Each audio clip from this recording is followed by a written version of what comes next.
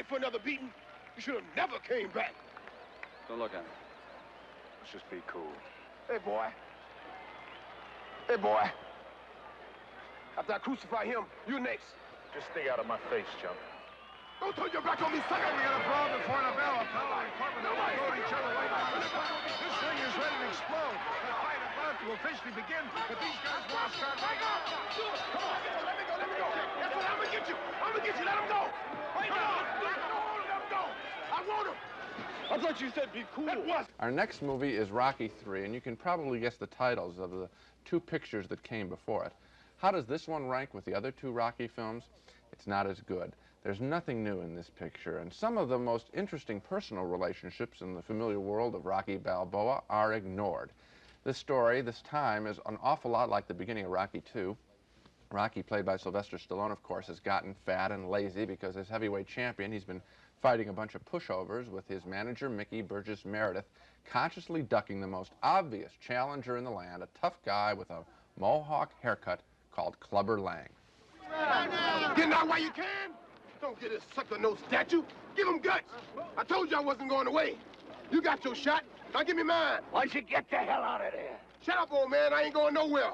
And why don't you tell all these nice folks why you've been ducking me?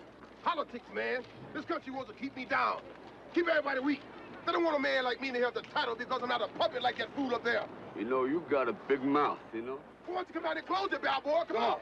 Come on. It's time. This guy's crazy. Don't listen to him. The little man don't want to come to me. Then I'll come to you people and lay out the truth. I am ranked number one. One! That means I'm the best. But this bum is taking the easy matches, fighting other bums. I'm telling you and everybody here, I'll fight him anywhere, anytime, for nothing. But you people ain't never gonna see it happen because he's gonna retire. You see, he don't fight no real man. He fight them setups. What? You're a disgrace to this sport. Shut up, old man. You and that chump don't know where to come from. Balboa, your family doing real nice, ain't it? You call yourself a fighter? Prove it now. Give me that same chance. The way you've been ducking is a disgrace.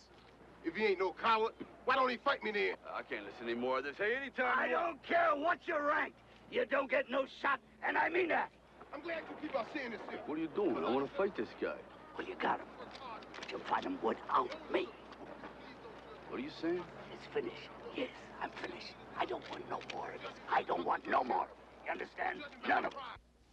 Of course, the film has a rousing fight to conclude the picture, but before that final fight, I found myself bored by a lot of what was going on. There was no continuation of the interesting and developing love story between Rocky and his wife that was so good in the other pictures.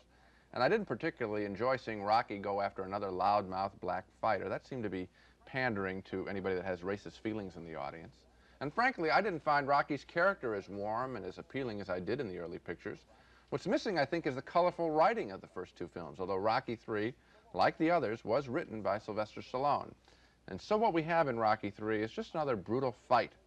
It's not a bad film, just a tired and loud one. I kind of agree with you. I did enjoy the fight. I suppose it's brutal. All fights are brutal. The last two pictures, which you liked, ended in brutal fights, too. That's okay. And that's entertaining. But what I missed here was Rocky. Yes. Rocky, this kid from the original picture with the colorful way of talking and the funny lifestyle. Right. The turtles named Cuff and Link. Right. His shy, little bashful way of approaching Adrian and asking her for a kiss. But funny. All that's gone. It's funny and warm. And all of that is gone. And Rocky is just kind of a loudmouth, and he's lost all of his human dimension, and the human relationships in the picture are missing. Adrian isn't even around at the end of the big fight. If I had Stallone here, I would say, why did you just write about yourself?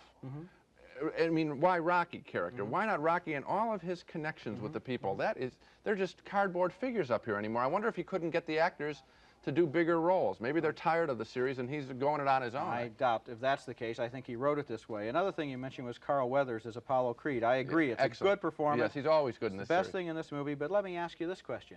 Why did they change Apollo Creed? In the original picture, he was a loudmouth, grandiose, colorful, jive-talking, and smart Muhammad Ali type. Now he's turned into this noble, pious, inspirational, serious, thoughtful guy. I know why. Wouldn't it have been more fun to have Apollo Creed as he used to be, still working with this white guy and trying to teach him how to fight? I think they did it to hedge the bets because they had one loudmouth black, so now they got to get the noble black. And I think that's where this racism thing comes into play, and I think they made a big mistake.